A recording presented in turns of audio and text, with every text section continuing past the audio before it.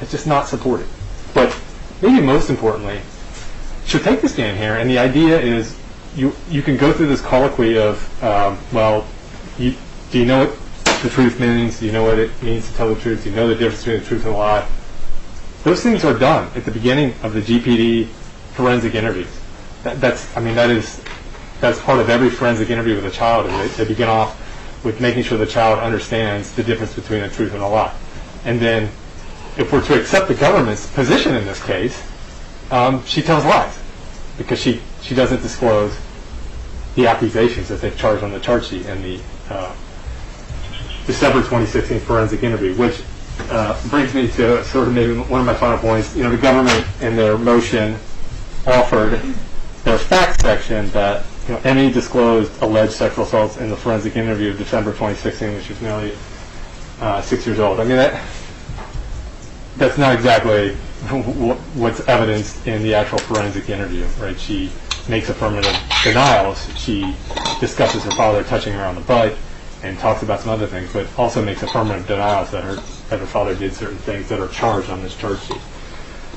So there are several instances where it's been impressed upon her duty to tell the truth, yet she either failed to understand that, which is sort of, again, the necessity for a competency exam, or she's just chosen to lie. The last thing, Your Honor, that I'll discuss is, so this is a remedy that was used in Largo. So Largo, the remedy of barring her testimony under 602 was the remedy used in Largo, where the defense did actually make the request for a competency exam like we have here. But what the court did was find that there was no evidence of present personal knowledge of the charged events, and this has been a problem for the defense and our ability to prepare for trial all along, and why we made a motion for a bill of particulars, so that we could potentially provide an alibi defense for our client. There's no meat to these accusations, and when she was given the opportunity with forensic interviews, she denied that anything happened. She was interviewed in December of 2015 in what would have allegedly been the middle of this 2-year span of her father committing these acts, and she unhesitatingly at the beginning said that her brother touched her privates, yet disclosed nothing about her father. It calls into question that she has any. I mean, so if she didn't have personal knowledge in 15 and 16, how does she have personal knowledge of these accusations now?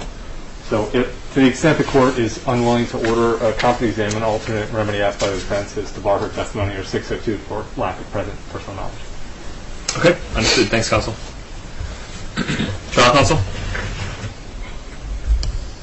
Your Honor, so first, I'd just like to point out citation in our motion, United States v. Canada 61 MJ 74 Cap 2005. The idea that we should expect exact details as to when sexual conduct precisely began per child victim is an unreasonable expectation. Any person who suffers from some sort of traumatic experience, adult or child, may have difficulty believing that experience in a chronological, coherent, and organized manner. So the court in that case, which is pretty similar to some of the facts that we have here, also confronted this issue, and the way they dealt with it is the way that courts have dealt with it for as long as they've been courts, and particularly the military courts, and that's through cross-examination. So in that case, the child victim was cross-examined on the alleged inconsistencies and the alleged gaps in memory, and all of those same issues that the defense here calls compelling, and it was tested at trial and cross-examination. That's exactly what should happen here. What the defense is asking, by their own admission, is merely unprecedented. There is no military case law saying that the court has the power to order a pre-trial competency exam of the victim. Their strongest argument is that, well, the rules don't say you can't. But what the rules do say, and what there's plenty of precedent on, is that child victims in particular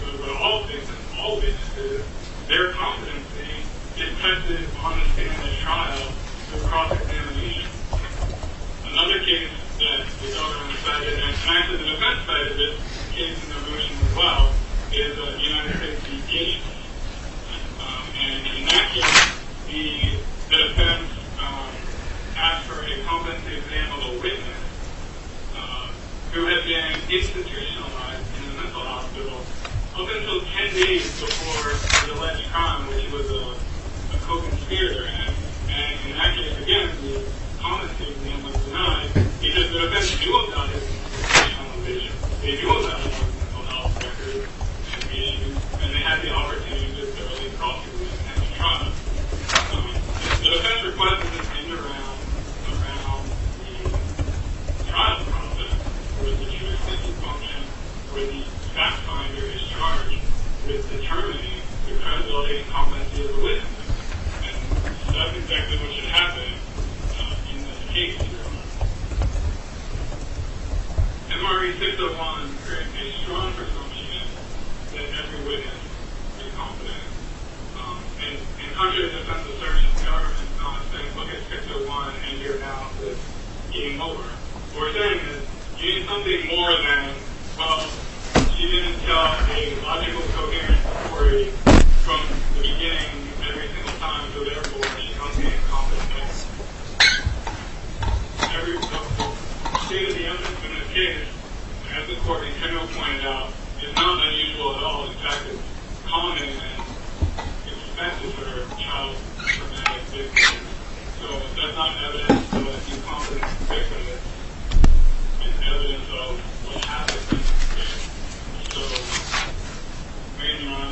the government doesn't concede that you even have the power to do what the defense is asking, and would strongly argue that you not order a competency exam.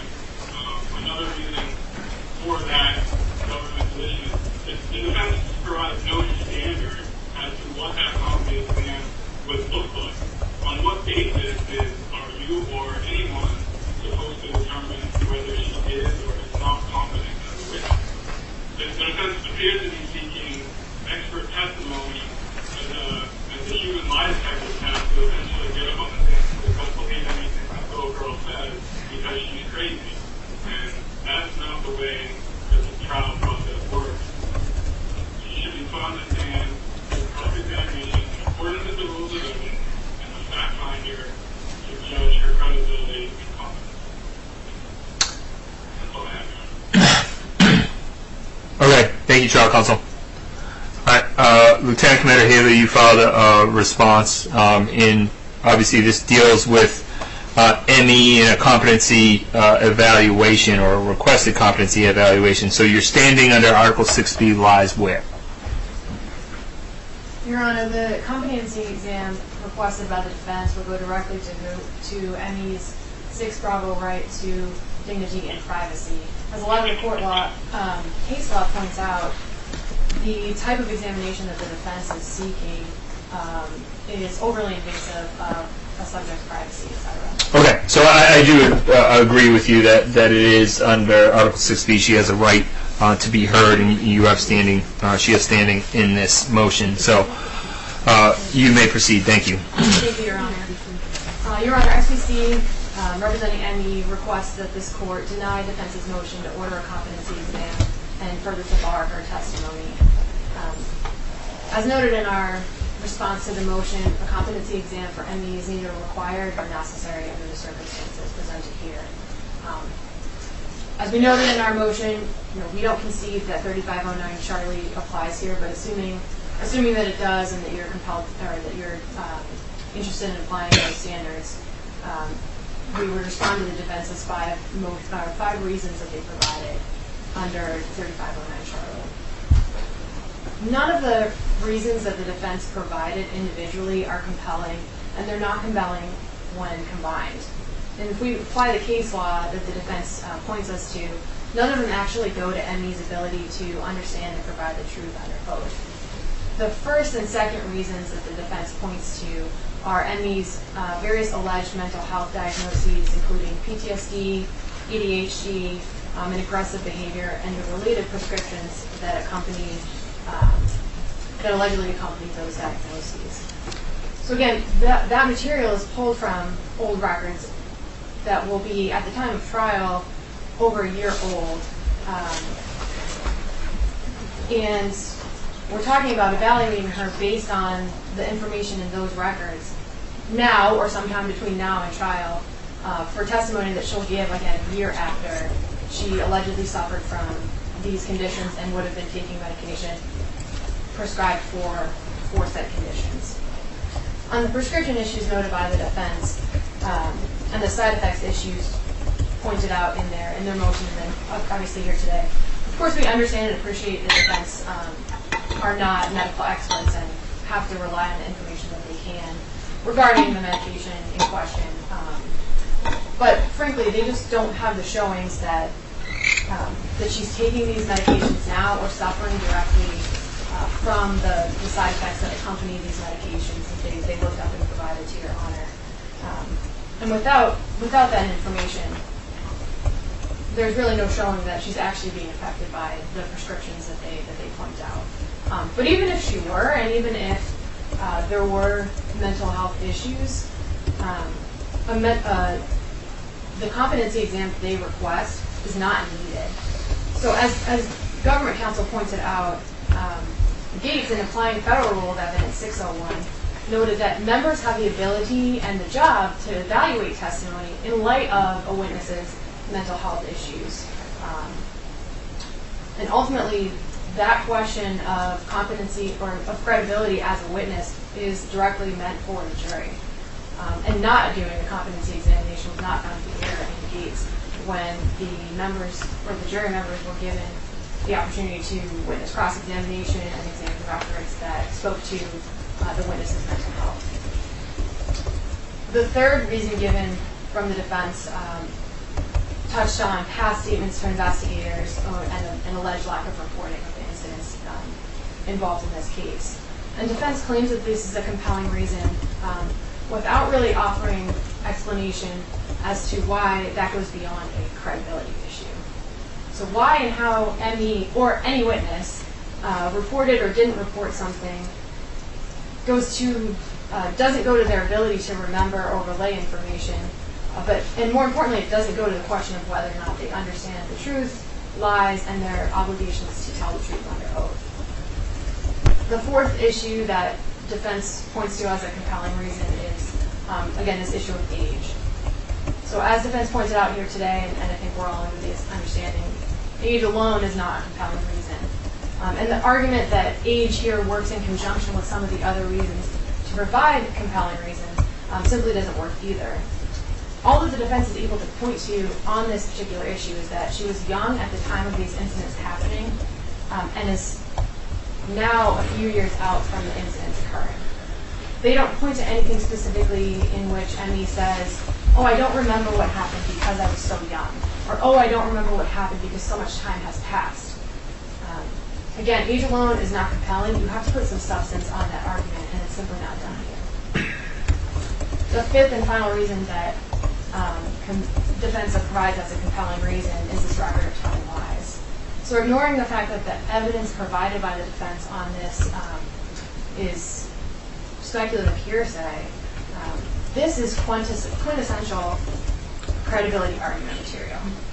The fact that somebody is a liar or has maybe lied in the past doesn't prevent them or preclude them from providing testimony in a court-martial. None of these reasons provided by the defense are individually compelling, nor are they compelling in the aggregate. But even if the court found that these compelling reasons would give rise to the competency exam requested by the defense, there's no circumstances under which this should be a psychological/psychiatric examination. If we apply the federal rule pointed to by the defense in their motion, they have the burden of showing a compelling mean. There's no denying that there's a fair amount of mental health material up for discussion here, but the focus of a competency exam is the capacity and intelligence of the child, the appreciation of the difference between truth and falsehood, and as well as their duty to tell the truth. These are simply questions most appropriate for the military judge, if appropriate at all. And the military judge could could discern Emmy's ability to intelligently relay information and her understanding of truth and falsehood through simple direct exam. But everything else regarding mental health diagnoses and prescriptions, all of that is material that goes to credibility, and the defense has the opportunity to challenge that directly to the members if Emmy if not given the opportunity to subject ME to this examination. The bottom line is that there's logical reasons that we don't subject witnesses to these intrusive competency examinations of the type that the defense is asking for here today. Gates points these out to us. There's inherent problems in allowing these examinations, like severe invasion of privacy of the witness, limiting availability of witnesses, chilling testimony, and creating battles of experts over competency. And government pointed out that we're not even sure what this sort of examination, what form that would take, and it has the possibility of invoking each one of these severe problems. So if required, an inquiry into ME's actual ability to understand and tell the truth by the military judge is the only appropriate measure, because it goes directly to ME's competency rather than credibility, and it's slightly more preservative, though not entirely preservative, of her given right to dignity and privacy.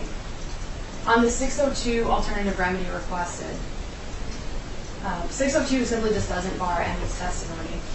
The defense's argument results in a conflation of lack of reporting issues and inconsistency issues that they point to with the lack of personal knowledge.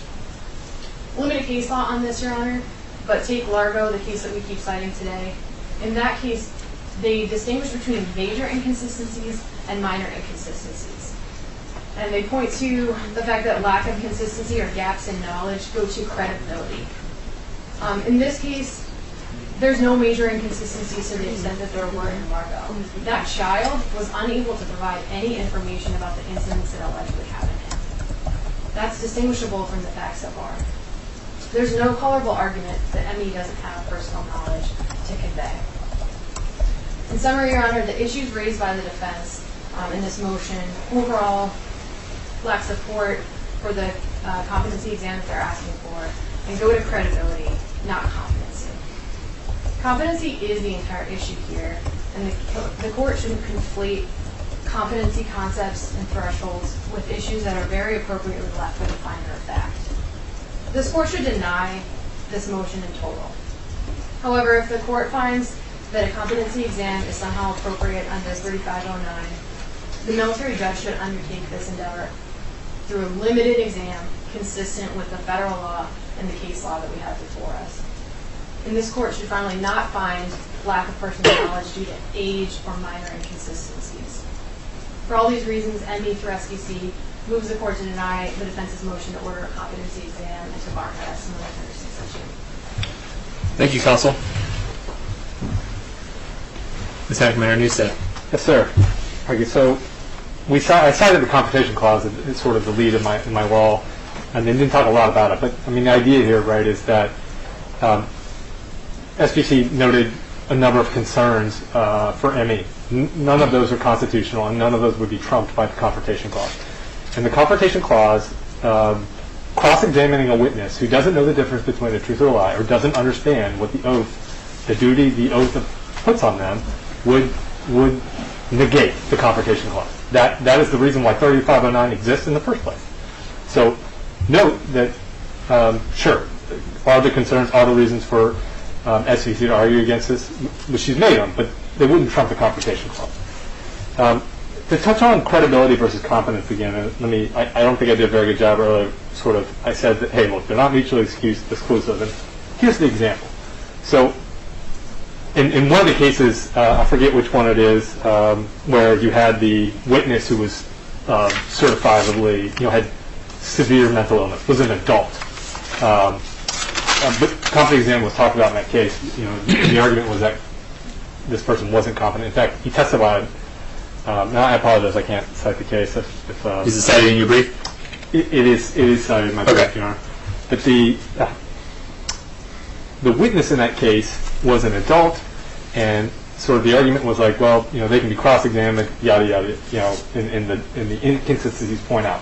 However, right, Congress has went out of the way to make 3509 for children, and because I think you can make this stark contrast. You can have a mentally healthy adult who's choosing to lie, and that's what credibility is about, and that's what cross-examination is about. And then I think we shift to the exact opposite of the spectrum of why 3509 Charlie is a law, because of a mentally ill child, right? A child to begin with, and that, it's not a requirement for 3509 Charlie that you have to be mentally ill. It's just that you be a child. So that's an acknowledgement by Congress that potentially, right, children may have issues being competent. And then you throw on top of it mentally ill. And so I agree, it's a credibility issue, but chiefly it's a competency issue, right? That she understands the difference between the truth and the lie, and that she you can't understand, certainly you can't understand the oath and the duty it puts on you if you can't understand the difference between truth and a lie. So SBC says that we're relying on old records. Okay, so first of all, the government cited in their motion, they wrote in their facts section that she was found, certain things were found in an evaluation in 2018. The evaluation for the evidence they supported was in 2018. It said dates of evaluation, I'm referring specifically to the exhibit enclosed within the government motion. The dates of evaluation were November 2014 and November 2017. Yep. Okay, so it wasn't. 2018 was like they did some later stuff, like wrote the report, whatever. The evaluation was 14 and 17. Okay, so everything we have presented is June of 2018 and later, and more specifically, really, all this year. January, February, March, August of this year. So I'm perplexed that SBC would characterize our evidence as old records. And two, if that's her position, I would argue that the court disclose all records that you have in your possession under they're constitutionally required. Because she's saying that there's newer records that negates this stuff, then now it's constitutionally required for us to have it. So I don't think our records are old to begin with. But her assertion is that they are. Our position is that then we are due more 513 records. If there's more out there, then we'll do it. I don't understand that position that we presented the latest and the greatest. So if there's more, we demand to have it as constitutionally required on the due process clause. She's using it now as a sword against us, as her motion argument, saying our stuff was old. Last thing I want to touch on is a minor point, but the government cited the case United States versus Cano. That case is not about competency. The defense did not ask for a competency exam. Competency is never even talked about. It's a case about withheld discovery. And they talk about cross-examining a child and things like that, but it's far from the point. It is not on point. It has nothing to do with competency, as we well know from Largo and 3509 Charlie and Largo, and just the law in general. The court isn't going to give you something you didn't ask for. And in Cano, they didn't ask for competency exam, and that it's completely off point. That's all I've got. Okay. I will consider the evidence offered in support, the motions and the arguments in support of the motions, and I will issue a written ruling on this at a later time. Okay, Counsel, we still doing okay? Do we need a break, or do you want to move to the next motion? We're good to keep going on, sir. Okay. Trial Counsel, you good? Okay.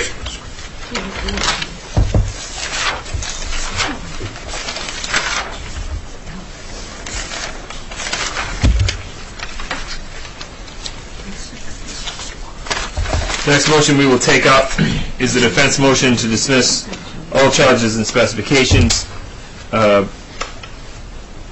which is entered in the record as Appellate Exhibit 148. The government's response.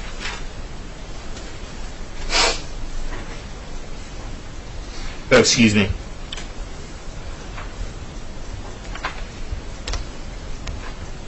That is entered in the record as 158. The government response is 159. The court's ruling is reserved for Appellate Exhibit 160.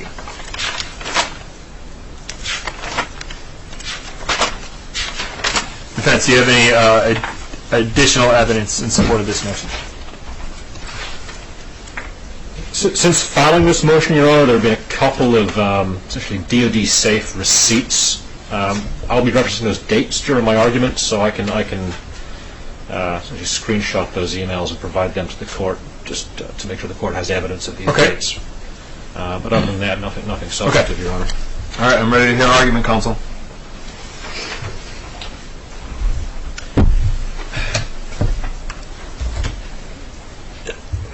Again, this motion, Your Honor, is compelled by continuing discovery violations, continuing failures to comply with court-ordered deadlines, and it's not a newly litigated issue in this case. It's an issue we've brought up time and time again because we've been compelled to do so.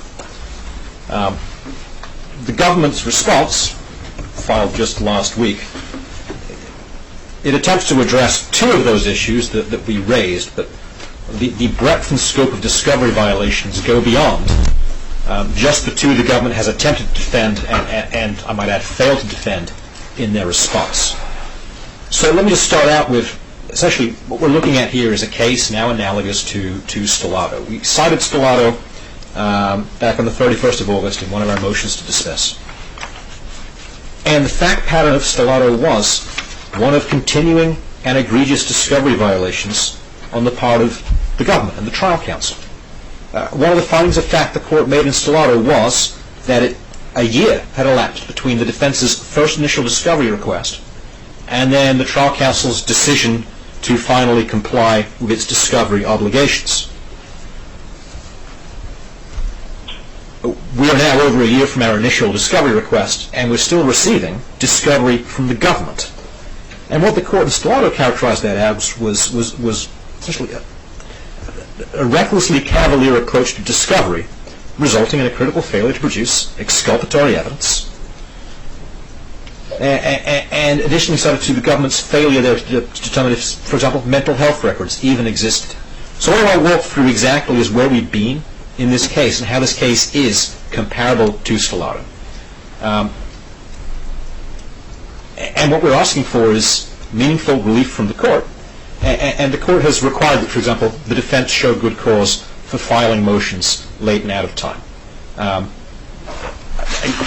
might be wrong, Your Honor, my memory might be bad, but I don't recall the court requiring, as of yet, the government to show good cause as to why they have failed to comply with court orders to produce discovery. I'm going to talk about all of these orders. I'm going to walk through that on the record here. We submitted an initial discovery request on the 4th of November.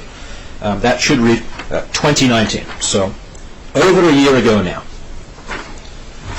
At that point in time, the government produced, by their discovery deadline on the 14th of November, they produced 4,034 pages. Everything after that, which approximates at about 13,000 items of discovery so far, was produced after this initial discovery deadline. We discussed this earlier. On the 9th of March 2020, the defense submitted a memorandum to the trial counsel listing our concerns with their discovery practices, suggesting remedies, and telling the government what we needed for them to fix this. That memorandum went unanswered. Then we begin to get to continuances. On the 24th of March 2020, this court ordered a continuance in this case based on outstanding discovery and rulings. We also started to experience issues with expert funding. Funding for Dr. Brock was delayed after the court ordered her assistance in March of 2019. She wasn't funded until that summer. The convening authority approved funding for a child neurologist, but funding for that neurologist didn't come until 44 days after he was approved by the convening authority.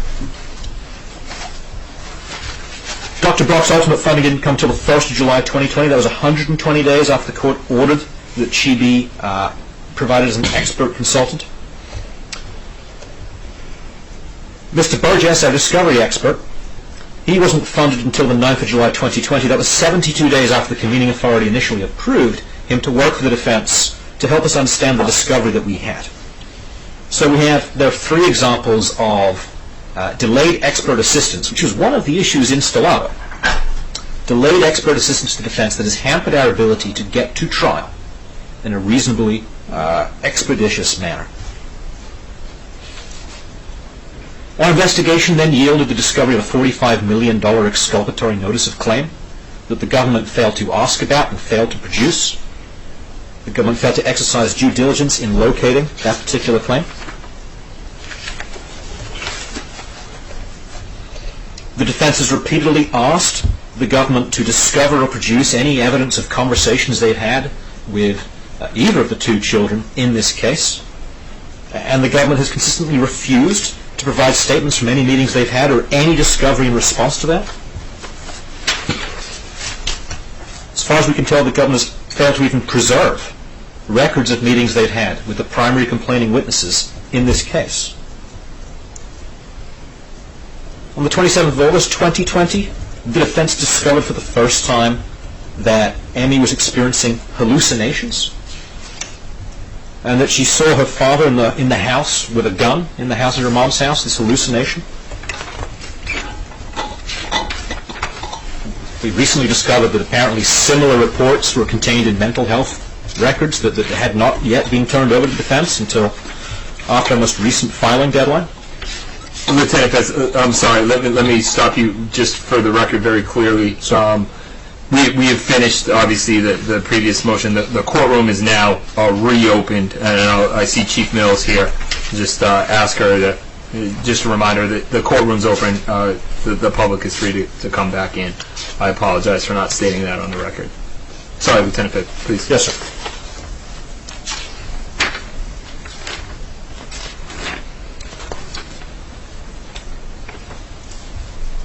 And there are very specific items of discovery this court has ordered the government to produce or discover to the defense that either were never discovered to the defense or the government missed their discovery deadlines. For example, the court ordered the government to provide text messages between Ms. Caffey-Ovett and CGIS agents no later than the 15th of April 2020. And text messages that were sent to a government cell phone belonging to a CGIS investigative agent. We still haven't seen those. Those have not been discovered.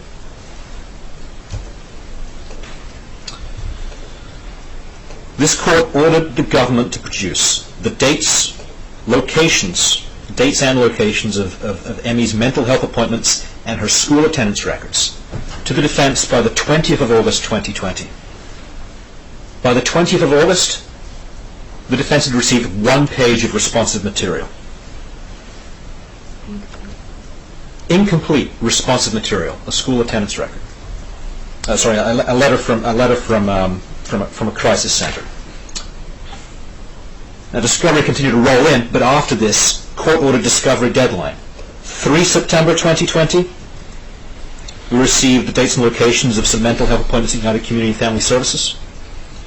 18 September 2020, almost a month after this discovery deadline had passed, we finally received some dates of Emmy's mental health appointments at Hasbro Children's Hospital.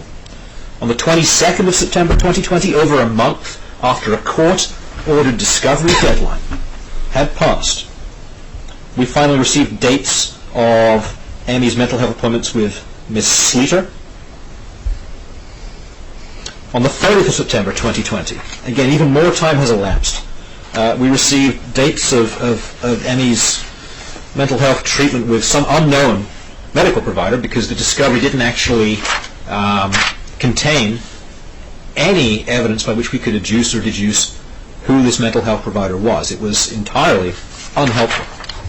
We don't know what else is still out there and what is still outstanding.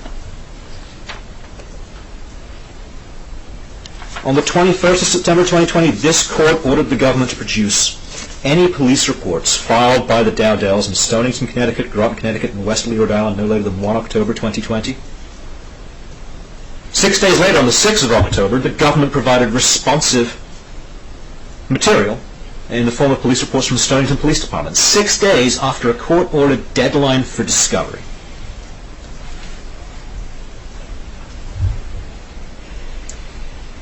As an alternative relief to the defense's motion to dismiss of September for RCM 701 violations, the court ordered the government to produce transcript of Emmy's forensic interviews to the defense no later than the 25th of October 2020. Now, these have been discovered, but they weren't discovered to us until the 2nd of November 2020, over a week after a court-ordered discovery deadline. More recently, the court ordered the government to ascertain from the Connecticut Department of Children and Families whether or not they had any records of Laurie Dowdell being substantiated for encouraging her children to advance false claims against Commander Ely. The government never asked DCF for that. Trial counsel did go to DCF, and they asked them to provide a very specific and numbered DCF report. That's in their email, a DCF report the defense already had, a DCF report that was unresponsive to the defense's request and unresponsive to what Laurie Dowdell put in her notice of claim when she gave notice to the state of Connecticut she intended to sue them for $45 million, that DCF had substantiated her and found that she encouraged her children to make false allegations of sexual abuse. Okay, I'm sorry, counsel. I must have missed. Can you just restate that? So we're talking about the court order that regarding the DCF substantiation, and I just missed what happened in the government's response. So what I'm talking about is the court order of 1 October 2020, which denied the defense's motion to dismiss 28 September 2020. Yep. The court ordered trial counsel to confirm with DCF whether records exist at DCF that substantiated Laurie Dowdell for encouraging her children to fabricate allegations against Commander Ely. Yep. What the trial counsel did is that they took a report number from one of these DCF investigative protocols that had already been discovered to us in defense. The one that substantiated Laurie Dowdell for emotional neglect, Yep. but not for the things that Laurie Dowdell says she was substantiated for in her lawsuit or her notice of claim.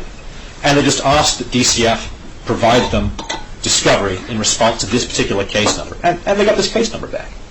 They didn't ask for anything new. They asked for stuff they already had. That's not responsive to the court's order. Okay, I understand now. Thank you. In that same order, just make sure it is the same order, Your Honor. I'm sorry, no, on the 21st of September, sorry, a different order, 21st of September 2020, this court ordered the government to produce all medical treatment records related to Emmy's head injury and her TBI to the defense no later than the 15th of October 2020. If I'm reading the government's response correctly, they received some of these records on the 2nd of October 2020, but did not send them to the defense. We filed this motion to dismiss on the 22nd of October 2020, and the government still had not provided them to the defense.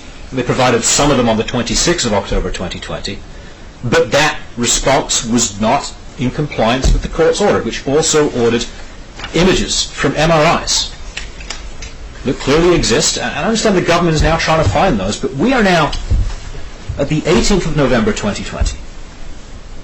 We are over a month past this court-ordered discovery deadline. And every time the government misses a discovery deadline, Commander Ely is prejudiced. For every day that goes by, that's a day that we don't have that evidence, a day we can't work with that evidence, a day that causes us to file motions to suppress, maybe out of time with court order number 1, or 2, or 3, or 4. It's a day that we're unable to prepare for trial. And this has been happening time and time again. What this is continuing and egregious discovery violations on the part of the government, where they've consistently missed court-ordered deadlines. And the only remedy so far has been a continuance. And the government has not been required to show any good cause as to why they're not complying with their discovery obligations. And because we've already explored remedies of continuance, we've had at least 4 of them in this case, and the defense doesn't want another continuance. It's an appropriate time now that we're still not getting discovery. Okay, so just let me be clear. What don't you have now? What we don't have now, we don't have, I'll go back through what I ran through, but Yes. we don't have all of these TBI records. We don't have the MRI images. Yep. We don't have any actual confirmation from DCF that this record of Laurie Dowdell being substantiated for encouraging false allegations either exists or does not exist. Certainly it's been confirmed that we have a record of her being substantiated for emotional neglect. We already knew that, but what we asked for hasn't been confirmed. We're still missing text messages from Kathy Overton to CJIS. We're still missing complete school attendance records.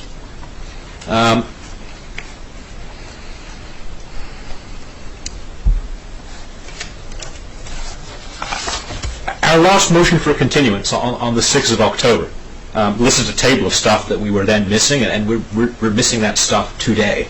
With the exception of what we were provided on the 26th of October was 4,721 pages of medical records from Yale New Haven Hospital, from one distinct hospital. Not every hospital that Madison's received treatment for her TBI. Just from one hospital. That's the new stuff we have, Your Honor. Okay. What this is, it's the same continuing pattern that led to a dismissal of charges in Stellato. And as I was saying, sure, a remedy for some discovery violations can be a continuance. We've explored that path relentlessly and extensively.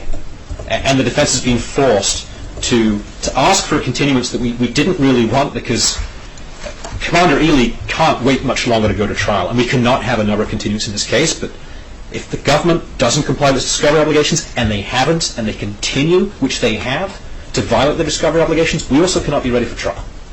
And so it's time for the court to explore meaningful remedies that actually hold the government to account for their obligations, their discovery obligations, and provide the defense meaningful relief, which is why we're asking for a dismissal of all charges.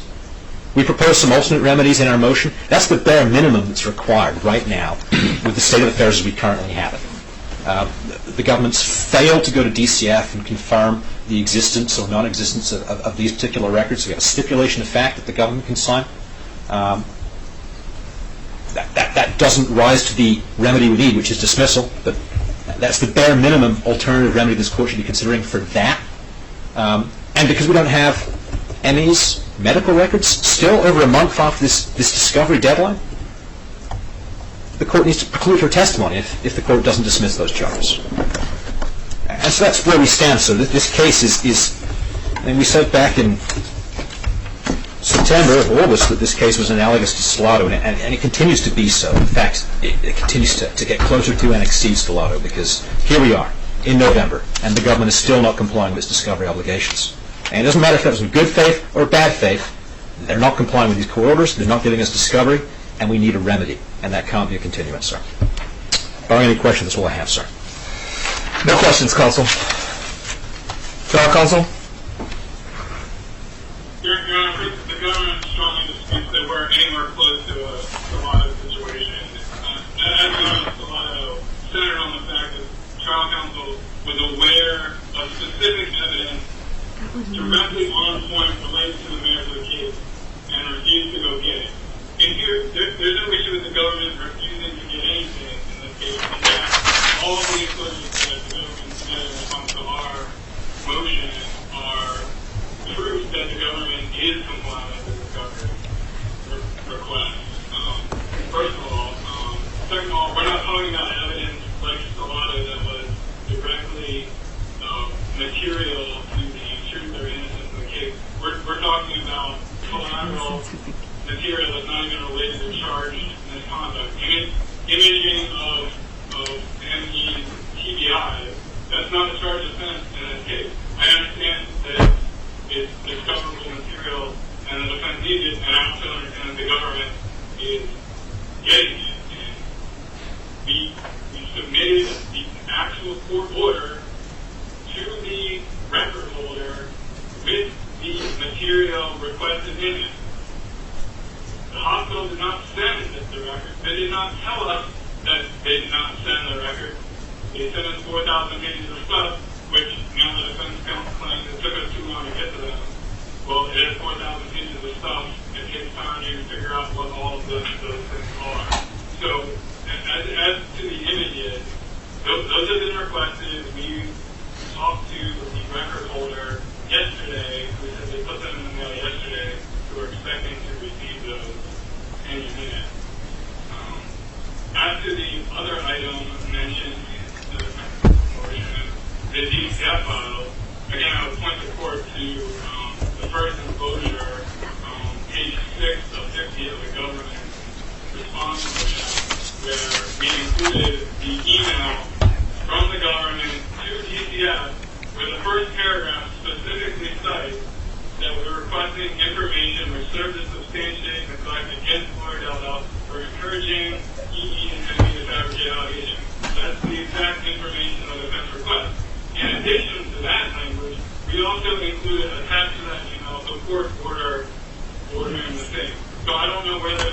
got their argument that we specifically requested only a report that we already had. We requested the information that was worked by the court, and then specifically that was worked by the court. And by the way, the defense already had that information for more than a year.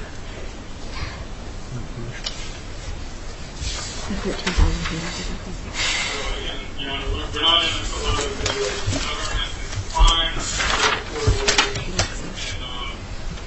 this is part of the email investigation. I'll defer to my co-counsel for some of the more specific items that the defense did not include in their motion, but just put on the record right now. The school. So we can provide it as evidence. Good afternoon, Your Honor. Lieutenant Smith, are you able to hear me all right? I can. Why is he mean? Yes. Thank you, Your Honor. So just specifically, I think Lieutenant Commander Crowe will get this, but that page with respect to the government's request to DCF, the language quoted to DCF for the request is actually taken directly out of your order, Your Honor, in an email, I think, sent by you as well. Any reference to a DCF case number, which is the number 293876, was included on this email only at the request of DCF agency, who asked to have that number included, and then also I think the closure date of the file for their reference so they could locate the general parties. They've also asked that I include all the date of birth and names of individuals that were implicated in the request, so that way they could search the entire database. So an inference that we tried to cook the book by requesting only a DCF case number that's already been turned over, it is just not accurate and not supported by the evidence. The evidence shows that we requested directly what Your Honor had ordered us to request. And Your Honor, also with respect to the TBI scan, government counsel has reached out to the new Yale New Haven Health, the parent agency that supposedly had the records, all records for Emmy's brain injury or TBI injury. When I spoke to the records department, there was one records department that individual told me that they are the records department for the Yale New Haven Health, not just Yale New Haven Hospital, which is one subsidiary of Yale New Haven Health, but they actually are the record holder of the entire organization. Once I got the responsive records, or once the government received the responsive records for that request, those were processed and sent to the defense. The defense identified an issue that they didn't see any of the imaging, also that they wanted request a similar request sent to Lawrence Hospital, and I believe the Lawrence Hospital may have some separate records on any injury as well. That was, once I got back from leave, I was on leave for a certain period of time. Once I saw the email from the defense counsel, I acted upon that. I sent an email to them just asking for confirmation regarding where they saw that hole in the discovery. Before they even sent a reply, I also identified the hole in the discovery upon second review. Sent a request to Lawrence Memorial. No responsive records have been sent back yet on that request. So to an individual, the request was received by them. They confirmed that all records should be with Yale New Haven Health Records Department.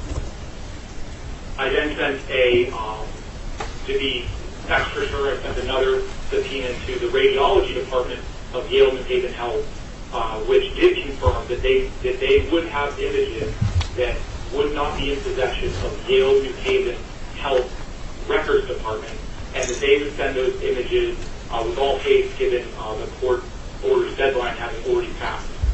Once I received email confirmation of the existence of those records, I immediately shared it with the defense counsel, that they're CC'd on the email that was sent to me, indicating to them, hey, there does appear to be something that was not included in the total records department.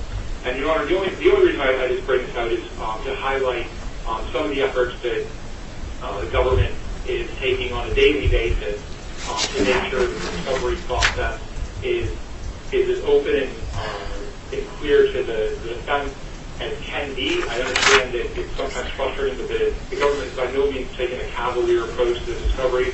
Very, very difficult. I think that you've seen with some of these mental health records that you've been dealing with the facilities, to deal sometimes with these providers, their desire for you to work through attorneys, aggregate the workforce with COVID. So just, Your Honor, to illustrate some of the efforts that have been continual good faith and diligence from the government. And Penny, any questions on that? Those are all the things. Do you have any information about these text messages that were ordered in April and their whereabouts? Your Honor, my understanding, and defense can correct me if I'm wrong, these were text messages that were supposed to have been sent to the previous investigator, not Special Agent Nigro, and the government's already confirmed that no text messages sent to that previous Special Agent Langhill, were available. It was the government phone that had been transferred to a different party, and all information from that phone had been wiped. So that had already been confirmed to my knowledge.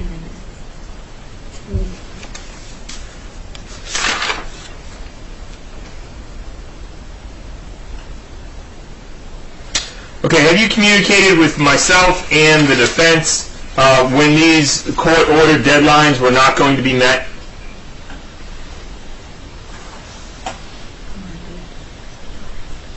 Your Honor, I believe a couple times I did. I think I forwarded over some indication from either a facilities counsel or indications from facilities that they had. Sometimes you get an automated email back saying that there's an aggregated workforce. The timeline will be extended for the response of the records that are requested. And I believe on at least a couple occasions, Your Honor, I did forward those over for your awareness and defense counsel's awareness.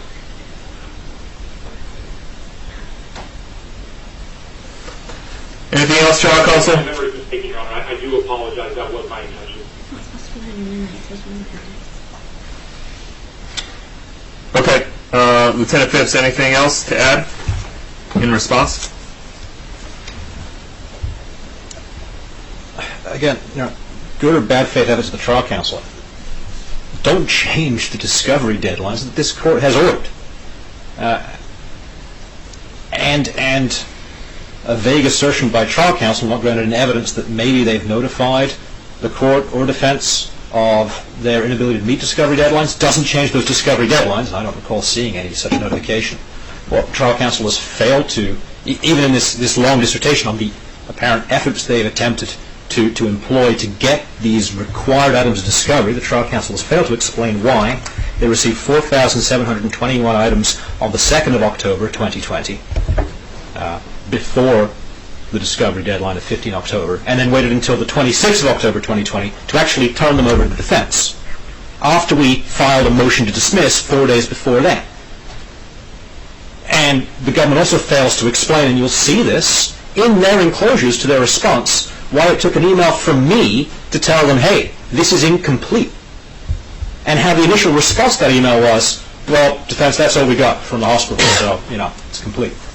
And it took a couple of emails to convince the trial counsel to do their job. And that's not my role, to convince them to comply with a court order. So good or bad faith doesn't matter here. What matters is we're still here on the 18th of November 2020. We're still missing discovery that this court has ordered. And it doesn't matter what efforts the government has or has not taken. And it didn't matter in Stellato. Stellato was a totality, accumulation of discovery violations. Not just one thing. And an expert dying. And an expert dying. We're not there yet, Your Honor, but and hopefully we won't get there. But that was one of the issues there. But here we are. And continuances haven't fixed this problem. And continuances don't actually provide Commander Ely an appropriate remedy. And also please look at because the government mentioned this very early on in their argument, I think it's enclosure 1 to their response. Mm-hmm. They talked about the email request they sent to DCF. Again, they read that first paragraph. Let me read sort of 2 lines down. The DCF case number associated with Ely/Dowdell family is number 293876, which is reported to be closed on 9/20/18. That request is asking for something that we already have. Regardless of how one phrases it, that's what that reads like, that's what that is, and that's not responsive to what the defense asked this court to compel and what this court did compel. And either way you cut it, Your Honor, the government's been missing these discovery deadlines. That's all I have, sir. Okay. This court's going to consider the arguments and the evidence in support of those arguments and the written motions, and I will issue a written ruling on this motion at a later time. I mentioned, Your Honor, we'll be supplying additional documentary evidence. Those email screenshots. I think we've got one more piece of documentary evidence we got from a school, which is actually a DCF record the government hadn't produced. We'll include that as well. So. Okay, anytime before Friday. Yes, sir. Thank you. Okay. Council, it's probably time for a health and comfort break. Again, I still aspire to finish these motions today. So let's go for a 10-minute break, and let's be back on the record at 20 past the hour. This court's in recess. Carry on, please. Thank you.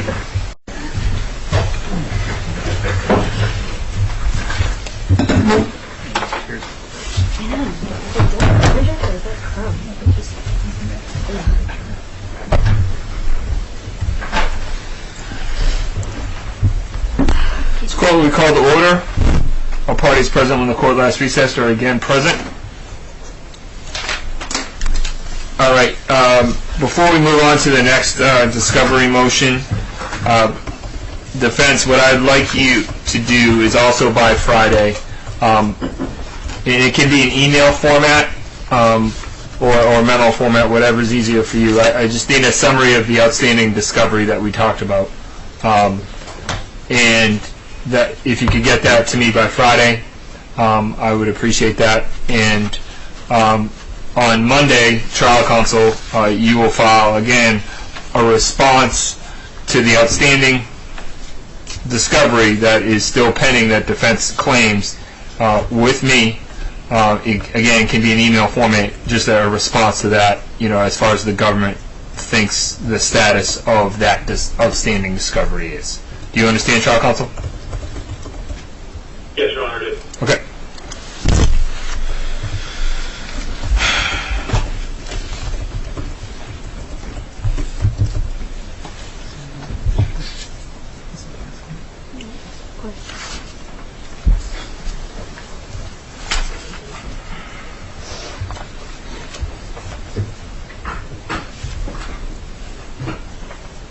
Okay, the next motion we will take up is the defense motion to compel discovery dated 6 November 2020. This is entered in the record as Appellate Exhibit 172. Government response is 173. The court's ruling is reserved for Appellate Exhibit 174 of the defense. This is your motion. Do you have any additional evidence? No, Your Honor, no additional evidence. Okay. Ready to hear argument then, counsel? Your Honor, if I may, real quick, I know you may have been taking some notes on the argument on the competency. I just wanted to point out the case I couldn't cite earlier. Oh, okay. So it's United States versus Gates, which I did cite in my motion in my rule section, really for the assertion that a court has the power to rule witnesses incapable of testifying and in the appropriate case has the duty to hold a hearing to determine that issue.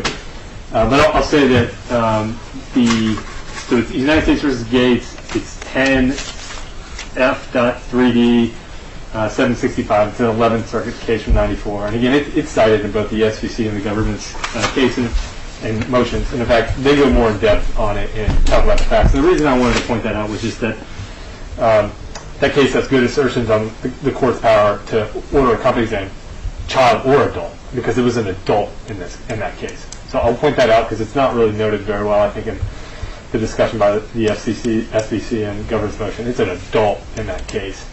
So it is distinguishable very much so from this case. Okay. And are you arguing the discovery motion as well? Yes, Your Honor. Okay. Wonderful. So, I don't know how you want to do this. If you want to, we've got, I think it's 7 line items. Sure. Yeah. As past practice, if we get, obviously I don't need a discussion about the rules or the law. We can just get right to it and how the law applies per line item, please. Okay. And did you want the defense to do all 7 and then have the government respond, or do we want to go back and forth? I think 7 is fine. Let's have you go ahead and do all 7, and then I'll ask the trial counsel for your response. So on the first request, we requested discovery of all communications to include text messages and emails between the SVCs amongst each other, the trial counsel and SVC and any other government representative in relation to this case. The government's position on this, they start off with, we failed to meet the standard, and then Bravo is, despite the failure, the government will make a request, and then Charlie, the court should deny any further production of the request by the defense. So we understand the position where the government's at there. I guess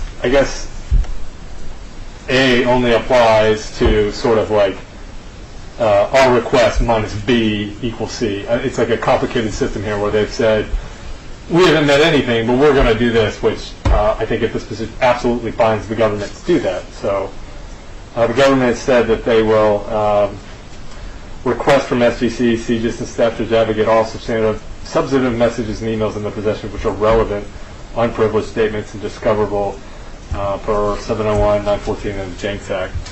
I don't, which then just leaves it up to the SVCs to decide what's relevant. And further, the emails, certainly what we've requested here, each one of these involve the SVC, but number 2 is trial counsel to SVC. So the government doesn't need to go to SVC to discover those materials. As far as the evidence showing and again, these are in possession of the government. These are a discovery request. We've met the low bar to show relevance here, right? And the evidence, as I cited here, is really the facts in paragraphs 8 through 16 in our facts section. Statements given to us by the SVCs, viewed in the best light of the government, wasted our time and made us jump through hoops, right? Because the FCCs told us that their client had met alone with trial counsel. And they both acknowledged on the back end, I need to clarify, what I meant was I was in the room, and trial counsel was never alone with Emmy. But that's frustrating because we filed motions under this multiple motions, right? A motion to compel discovery and disqualification of trial counsel under this fact they gave us that their client had met alone with trial counsel. We filed the motions and then we litigated them, and then a defense-initiated interview afterwards where we go to them and say, the trial counsel is saying this didn't happen. And they're like, oh yeah, by the way, I goofed. They didn't meet alone. I was there. So that's the relevance to these conversations that we've now, outside of what's transpired here, that we don't have, and it's relevant to us for our preparation for trial and potential cross-examination of Emmy and potential other motions that would be filed depending on these conversations that went on outside of the Article 39A, where those motions were litigated and people sat by while we put forth affidavits of what they said to us, and it wasn't corrected. And so we went to them after the fact. So our position is exactly what we've asked for here. Everything is, all 3 of those sort of requests are, the communications between the SVCs, the communications between trial counsel and SVC, and the communications between FCC and government. At a minimum, right, if we want to cabin this in, right, it's related to the meetings between Emmy and trial counsel and anything related to these motions where we're looking for this information.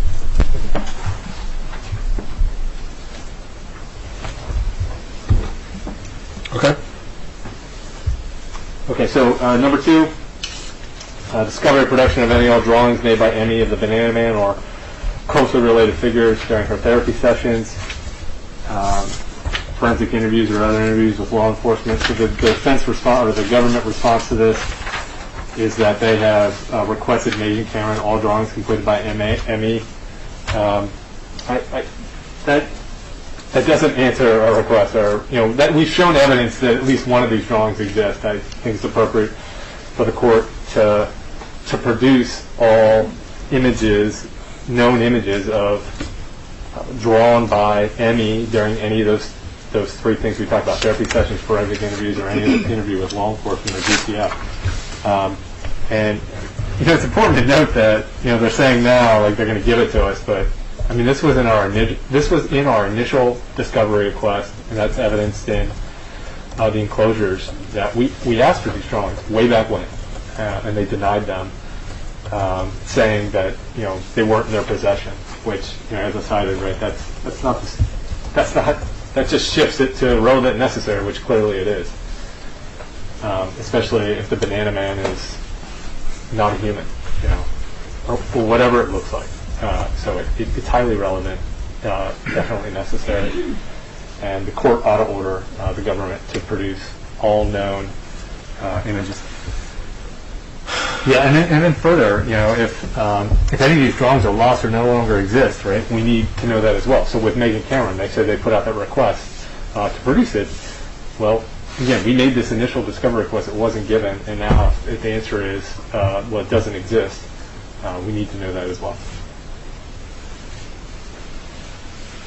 All right, number 3, discovery or production of the original writings contained in the specific date stamp. So those are specifically 764 to 768 is the letter, as we referred to earlier, right? That is the purported letter that E.E. wrote that Ms. Wong has reviewed and does not believe that it was written by E.E., that it was in fact written by Lori Dowdell. And then 806 to 830 is E.E.'s journal, and the last one there are alleged writings by Emmy, delivered to Lieutenant Callahan by Virginia Dowdell. So what we're specifically asking for here is each one of those be produced by being delivered in mail through a chain of custody to Ms. Wong so that she can use them to do her analysis. And that's important because a photocopy, even a color photocopy, only gives us so much. It does not give us the actual impressions and indentions into the papers themselves. And that is important for someone like Ms. Wong in doing her analysis. And so that's why we are specifically asking, right, saying it's not good enough that trial counsel and CJIS say, you can come on down to our office and look at them anytime you want. We need them delivered. We're requesting for them to be delivered to Ms. Wong. We believe that we've shown the relevance and necessity for that, right, so that Ms. Wong she can examine the markings, the indentations they make in the paper, because in her analysis that matters. All right. Number 4, discovery of all emails, memoranda, communications, and correspondence within the Coast Guard, between Coast Guard reps and any witnesses in this case related to our funding for investigative travel. I'm baffled, and I don't mean that in a dismissive way. The second paragraph of the government's response to this, I just sort of don't understand. They sort of lead off to seem to suggest they're going to go get this stuff for us, and then they talk to some other people, and we think we're all, without really explaining to us or explaining to the court in their motion why we're all confused about this. There's no confusion. I mean, the bottom line is that Mr. Smith, had to route paperwork for travel, and Coast Guard folks were aware of his travel, and then lo and behold, he shows up, and multiple neighbors in the Dowdell's neighborhood were called by the Dowdell saying he was coming. So whatever emails exist between the logistical folks who knew he was coming and the rest of the Coast Guard need to be produced, because this indicates the possibility of a UCI motion. Right? If the Coast Guard folks are aware, and they were, we know in our bottom line, Coast Guard folks were aware of his travel, and then that information, however it's made, gets.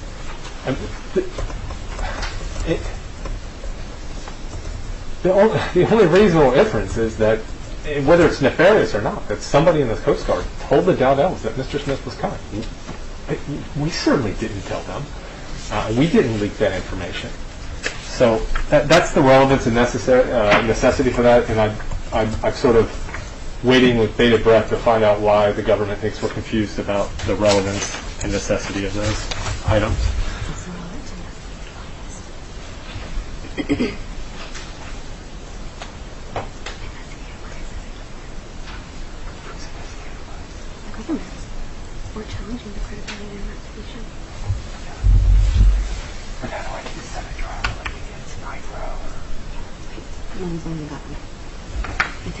So in addition to the UCI motion, these potential emails, or emails that we're asking to be produced, could potentially go to show investigative bias on behalf of the CJIS as a whole. So whether that's with Agent Nigro on the stand or whoever, right? We're trying to challenge the government's evidence in this case. We're sending our investigator out, and they're doing things to chill that investigation. Number 5, production of all written correspondence between Lori Donnell and Aaron Callahan. Government's response to this.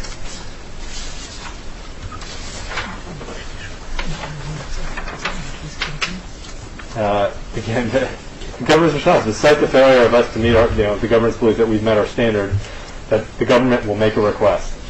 The government will request from SBC and Lori Donnell all written correspondence relevant to the decision to waive mental health. So again, we're making the motion. We're asking the court to order that a request to Lieutenant Callahan will not be good enough if the government's position, if she can just say no. So we're asking the court to order that. We do think it's highly relevant. It goes directly to our theme and theory of this case, that Lori Donnell is manipulated, coached, and influenced ME and EE in this case. It just doesn't stand to reason. We know what Lieutenant Callahan's reasons were for asking for all these extensions.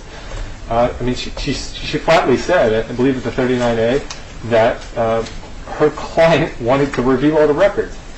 Her client's 9 years old and has ADHD. I don't think that her client wanted to review thousands of pages of her mental health records. I think the reality is that her sole custodial parent wanted to review those records, and if these aren't privileged communications, if there is a written record of emails and text messages between Lieutenant Callahan and Lori Donnell, they are relevant to defense preparation. Right? She's on a government witness list, and her potentially communications with Lieutenant Callahan about whether to waive that privilege or not, and the review of the records is highly relevant to our preparation for trial. So we ask the court to make that order.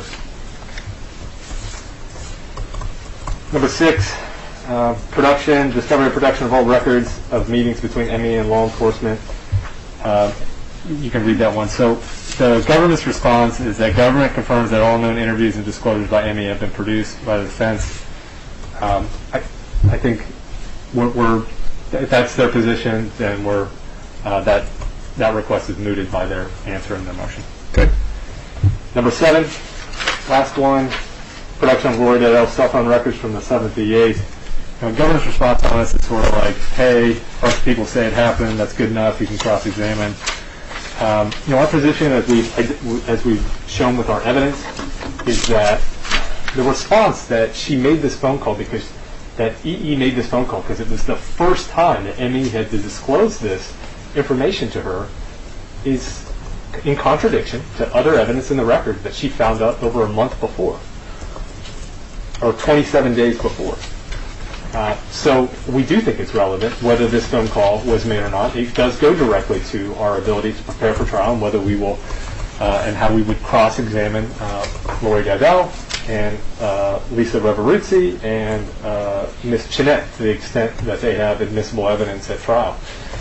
This alleged phone call is of the utmost importance because, again, the evidence doesn't gel between the statement that she made the phone call because EE made the phone call because she just found out, because there's other evidence saying she knew 27 days earlier. I'm sorry, counsel. I'm having a contact lens issue here. I'm not looking at you strangely. Just give me a moment. So again, good? Yep. Thank you. I mean, government's sort of retort to this was, why is this relevant necessary? Multiple people say it happened. And we don't disagree. Multiple people say this phone call happened, but the evidence backing this phone call is not in conformity with prior evidence that EE knew 27 days earlier. So we think it's certainly relevant and necessary for defense preparation that evidence of that phone call be produced. So what you're asking is for the government. I'm talking about number 7 here. the government to subpoena the records, which is basic subscriber info in the typical printout of who called who when? You know, the numbers, incoming and outgoing calls. Yes, Your Honor. Okay. Right, we know we're not going to get like... Sure. There's a Like the transcript of we know we're not the going to phone call, get right. on the transcript. Understood that. But yeah, no, the subscriber information that will show, you know, who owns the phone number, and then the data showing who called who at what time on what day. Okay. Thank you, counsel. Okay, trial counsel. Okay, Brad. That would be nice. Good afternoon, Your Honor. At least I'll do this. Your Honor, response number one, I guess, so just like to clarify the position, if it's unclear. Again, government doesn't believe that the defense has established that the records requested or the email messages are relevant and necessary where that's appropriate. Right, so the defense has requested relevant emails by trial counsel and government advocates. So under RCM 701A, that's already been disclosed. There are no, and that is written inside the motion.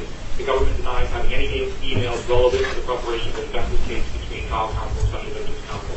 So anything in the government's possession is relevant has already been turned over.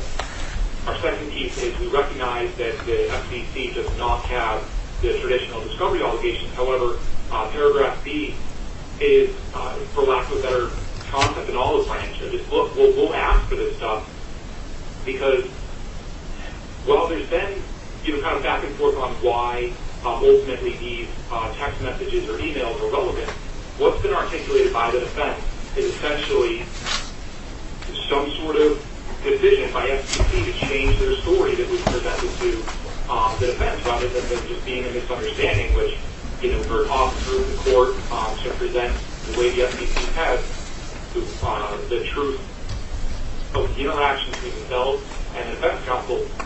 To the government, that's good enough. But if the defense counsel continues to see there being an issue in the credibility of the FCC, the government has no problem and full faith in the FCC to make this request. Again, it's an olive branch request. We don't believe that there has been a relevancy, a bare minimum, or necessary showing that these messages between the FCC should be compelled by the court, but the government has no problem requesting those messages. But again, following up with C, the government respectfully requests the court see that as an adequate remedy to this defense request, and that the court finds that there is no relevant necessity being met by the defense, therefore compelling through the court the disclosure of any of those messages. As item number 2, Your Honor, Hold on, trial counsel. the government's already requested. Lieutenant Smith, hold on a second. Yep. Yeah, I'm sorry, I just noticed your hand was up, Your Honor. Yep. Can you hear me? I can, Your Honor. Okay. So you're saying relevant and necessary. Why do you? And we're talking about emails amongst only Coast Guard people, correct? Coast Guard attorneys. That's correct, Your Honor. The SVCs? Yeah, SVCs and SJAs. Shouldn't that be? Aren't all those emails in Coast Guard servers in the possession of the government? Yes, Your Honor. So, if I may just kind of jump in there and I think answer the ultimate question that you're asking. When I initially began, I acknowledged that all emails that are relevant, RCM 701, that are in trial counsel possession, Speech's possession, SJA possession, have already been turned over to the defense if there are any relevant emails. The only emails that we're discussing here for this request, and I acknowledge that I did write CJ's and staff judge advocate the request, that's my mistake. The only emails that really would be requested are those of the FCC, which the government would not have had access to. Okay. And I do see that as the relevant and necessary standard, Your Honor. I understand the FCCs are government employees, similar to the defense counsel. However, FCCs are in the representation of an individual client, not the government. And I think that is the government just has the more germane analysis than okay, thank you for clarifying that. Some government servers the same way the defense counsels are. Unless you want me to Nope. into that more deeply. Nope, thank you for clarifying. Thank you. Understood, Your Honor. Your Honor, moving moving on to number 2, the government has already requested a meeting camera, all drawings completed by any during the therapy sessions or any interview. So, Your Honor, I think the defense counsel had took issue with perhaps the phrasing of this request and that it's not expansive enough. The government tried to craft this quoted language of the request has already been submitted as being as expansive, I guess, as the defense request. It's an interview. The meeting camera has an all drawing. So not even of the banana man or poster-list pictures, but just all drawing. So any one of these things would have fallen into that in the government's estimation. Your Honor, and just as a kind of piece to what you already requested of the government in the initial portion when we came on the record, the government can forward along this request of Megan Cameron, or the company that Megan Cameron works for, their attorneys, because all requests of Megan Cameron as an employee of this company need to go through the attorney. And I think that goes to, Your Honor, what you were discussing before as far as keeping the court and as well as defense counsel apprised of some of the dual layers that go through obtaining some of this discovery. And I'm happy to forward that along as this kind of open book as far as the process of obtaining some of this discovery, as long as that's not something that's objectionable by the military judge flooding your inbox. No, at this point, counsel, I want to be kept abreast of every discovery matter from here until trial. Tracking, Your Honor, and so that will be done. I'm just going to make a note of that before I forget.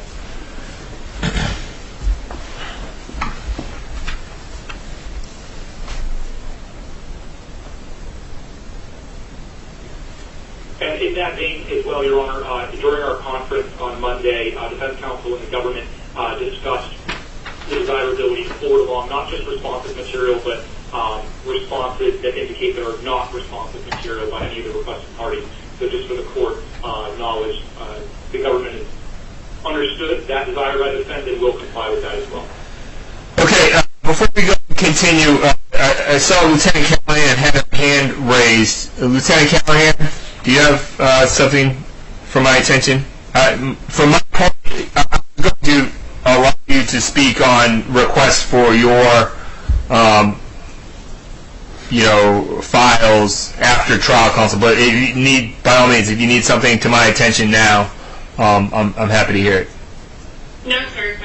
There were just issues that I wanted to address. Okay, I'll get to you after Lieutenant Smith. Thank you. Okay, proceed, Lieutenant Smith. Thank you. Thank you, Your Honor. Number 3, production of original writing. Your Honor, so this is an issue where the government has produced this record. The original writing is produced if equal access is established. The defense's request for it to be mailed to the expert the defense is contacted with for handwriting analysis. It's not really a discovery issue. I think the original writing has been produced and there is equal access offered. Okay, so Lieutenant Smith, let me talk to you about that for a second. So they've asked for the original writing in one follow-up question, Lieutenant Commander New said. How did Ms. Wong do her original report? Did she have the original writing there? No, she used the digital images, and she requested the originals. No. She's requested the originals, but so far the work she has done has been on color and black and white copy of the originals. Okay, but she seemed to have no problem. So I'd say two things. One, the court has said that her testimony is admissible, but that we haven't provided sufficient evidence for her ultimate conclusion. And Ms. Wong has said to best analyze and provide that ultimate, additional evidence, she needs the original writing. Okay. So back to Lieutenant Smith. Lieutenant Smith, the government right now is saying, here's my problem that I see. The government is saying that Ms. Wong only needs 10 hours and that she can arrive in New London to view that. I'm pretty sure she resides somewhere in the American South. So that's 10 hours. That 10 hours gets used up on her travels to New London. You see the problem there? Yes, Your Honor. Okay, so what's the problem about producing the original writing to Miss Wong via a chain of custody? I understand that the defense has access, but Yes, Your Honor. the reality of a middle way. I'm sorry, I might be stepping on you, Your Honor. The audio keeps cutting in and out. Okay, go ahead, Lieutenant Smith. Sir. As perhaps a way to allow equal access and deal with the issue of the hours that you identified with the expert, Your Honor, the government could make the original writing available to the defense and their expert at a separate CJIS office in the general area of the expert, Ms. Wong. I think as a compromise solution, the government would be willing to do that, but the idea of mailing the two original writings to a defense expert without, any presence of a government official or anything like that is just not relevant and necessary as established by the defense. Where is Miss Wong? Where does Miss Wong reside? I apologize. I have more info on Miss Wong, so would that be helpful if I may, Your Yeah. Honor? Miss Wong is located in Virginia, and we tried to discuss with trial counsel. She needs to conduct this work in her lab, and it's no different than any other case that involves physical evidence, where the defense has a constitutional right to test the evidence itself. We're not going to destroy the evidence. The government, I would venture to guess, has no credible evidence that this Miss Wong's going to destroy the evidence or that she's going to act in bad faith. This is what a chain of custody is for. And so the CJIS agents are well versed in how to handle physical evidence with a chain of custody, how to securely ensure that it arrives to Ms. Wong. Ms. Wong has participated in 75-something federal cases with the FBI, and now on her own, she understands how to handle physical evidence. So we've evidenced those good faith assurances to the government that this is no different than any other routine testing of physical evidence in this case. And she even provided in her summary written report that we evidenced to the court that this is her summary conclusion, that Lori Dowdell forged this letter, but she needs to see the originals to complete that opinion. She actually appreciated that the court wants more evidence of her final conclusion, because she wants that time as well with the originals to assess what she described, and we proffered to to trial counsel just to assist them, and has already been alluded here, the pressure on the paper, the change of pen, the change of writing style, looking at the paper. When we put eyes on this journal, there's remarkable water damage to the journal now. So it's in a different state than it was when there was black and white images provided to us back in December and again in March. And then when we finally got the color copies of the journal in probably sometime in August perhaps, and I'm ballparking here, it's been a long year, there was new evidence of tampering in the colored copies. So she really wants to see what do the originals look like, because of the discrepancies between the two different versions of digital images, and to best conclude her opinion. Okay, thank you. All right, Lieutenant Smith, we can get off of the color copies issue. I've heard enough from both sides. We can move on. Thank you, Your Honor. Just as a final note, separate from the original writing, there was a discussion during the conference between defense counsel and trial counsel for BCM 764, 768. The government is making the necessary inquiries to report the status of these writings. The understanding of the government, and also reaching out to Special Agent Niagara, is that the original of these writings was never able to be recovered. Similar to the past note that I have, I will forward along those correspondence for a record, so that is known to both the court and defense counsel. Okay.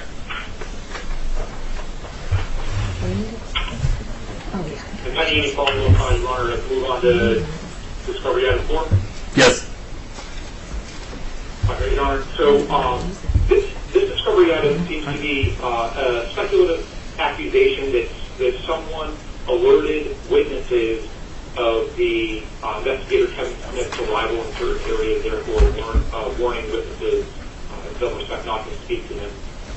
During the conference I had with defense counsel, I tried to figure out exactly what the chain is and where there was a belief that somehow word of where Investigator Smith, where he was traveling to, somehow became known to folks in the government that would have been able to pass this or know who it were. Through that discussion, kind of identifying a chain of where these 2070s or the request to travel, where that gets forwarded. The understanding from the government after that conversation was that in some way this 2070 is routed through the convening authority of this matter, and the SJA would have visibility over this travel order or request by the investigator, Kevin Smith. However, after discussions with folks at Citizen, knowing that the 2070 would, of course, go through Citizen to be routed for the allocation of funds to support that travel, and then also with the former D9 deputy SJA, his understanding of how exactly these travel requests for defense team members would be processed.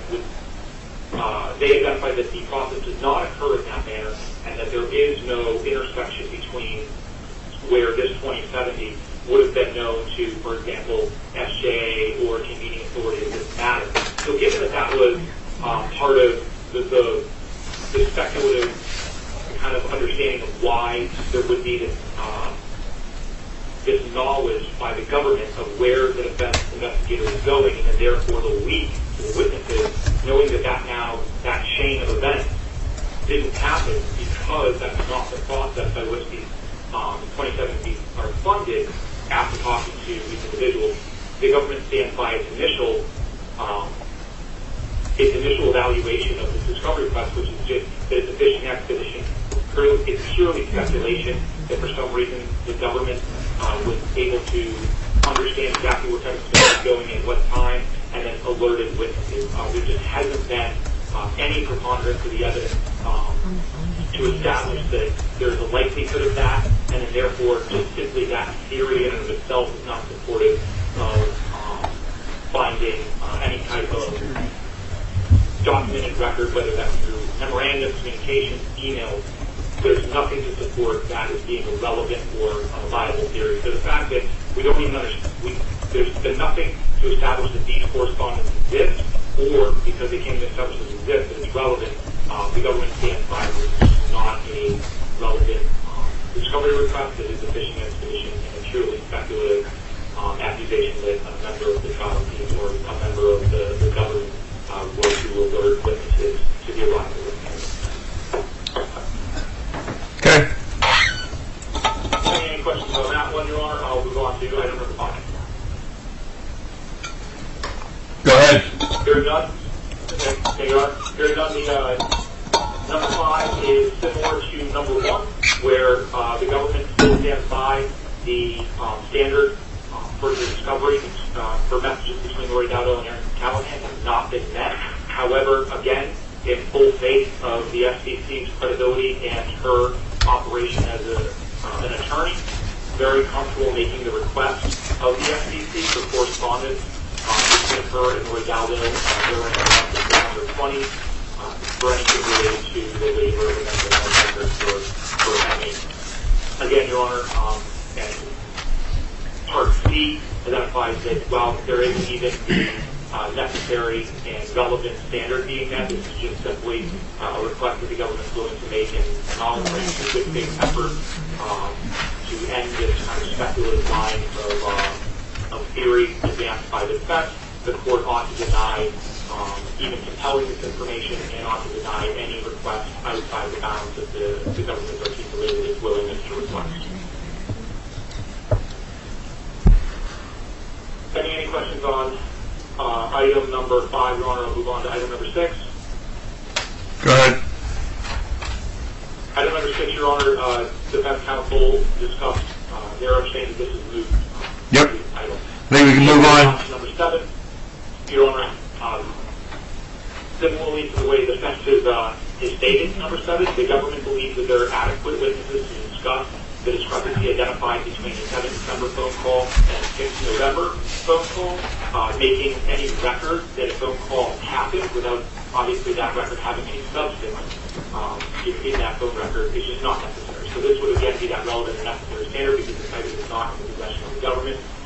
With the number of witnesses that testify about the existence of this phone call, and additionally, Your Honor, the last paragraph notes the untimeliness of this request by the defense.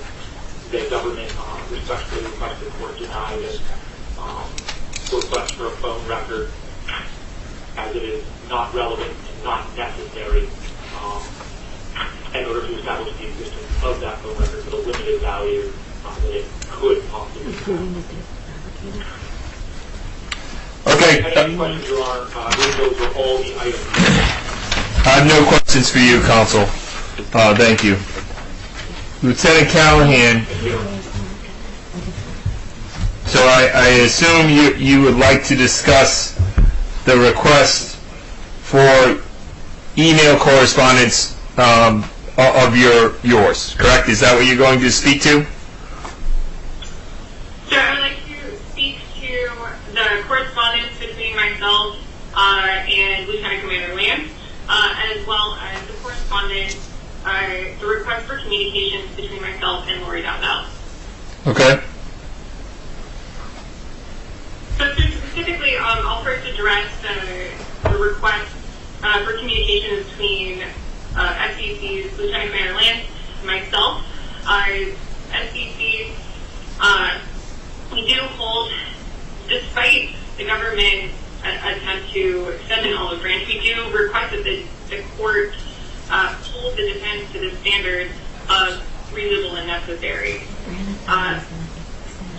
As the purpose of the request is to see the number of times government had met with ME, and the request for those specific communications between Lieutenant Commander Lance and I is related to that, would be duplicative to the information that has already been provided or that the government would be able to provide. Defense has already reached out to both SCCs as referenced in the motion, and whether it was related to how they crafted their questions or failure to ask follow-up or clarification questions, because they heard portions of an answer that they liked, when it was stated that Lieutenant Commander Curran, without other members of the trial team, had previously met with my client, a represented person, defense assumed that my client had met with Lieutenant Commander Curran without her attorney, which would not have happened. Moving on to communications between myself and Lori Dowdell in relation to the decision for NE to waive her privilege. It's requested, obviously, that the court again hold the defense to the standard necessary to compel this production, which is reasonable and necessary, relevant and necessary. It is requested that the court be sensitive to the circumstances surrounding representation of a child's client and understand that communication with a custodial parent, or Lori Dowdell, is necessary to communicate and coordinate logistics with meeting with my client, who has no personal cell phone or personal email. And so, instead, the defense has actually made inaccurate conclusions without any basis and strictly speculative by attempting to insert the defense's theory of their case. Again, through the request at hand, defense is not a fishing expedition, and defense's ability to jump to a conclusion does not reason to gain access and does not demonstrate relevance or necessary necessity, nor does it provide the required specificity for production. Lastly, through defense's request, they are suggesting that the request for an extension for NE to reply regarding a very coveted and private waiver of privilege of her mental health records is actually a misrepresentation and implying that I was acting in malfeasance or in coordination with Lori Dowdell. As government has stated, I'm a licensed and barred attorney, and I'm bound by the rules of the state of Maryland and the Coast Guard. I represent the interests of my client, ME, and not her mother, Lori Dowdell. My representation of the request for an extension to respond were accurate. And with those arguments, NE requests that the court deny the defense's motion to compel discovery. Okay, thank you, Lieutenant Callahan.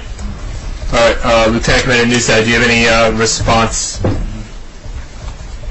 Yes, Your Honor. So first on our first request, I disagree regarding government control. As Your Honor said, I mean, we're talking about a Coast Guard service member emails that are on government servers and emails that aren't protected by attorney work product or attorney-client privilege. And so do think the correct standard here is discovery and relevance for defense preparation for a request in number one, even for communications between the two SVCs. They are communications held within government servers, and they are government employees, and they're not privileged, and they're not attorney work product. So the question, have we shown relevance? And just let me jump into that. So we're not accusing bad faith on the front end or necessarily on the back end. The problem is, Lieutenant Callahan just said that we had a conversation with her and then the defense assumed. Well, what's frustrating about that, Your Honor, is that we filed motions, we put in affidavits with what they're saying are assumptions, which we thought were facts based on conversations we had with them. And then, they mentioned being officers of the court, but they never once spoke up to correct our affidavit or the record.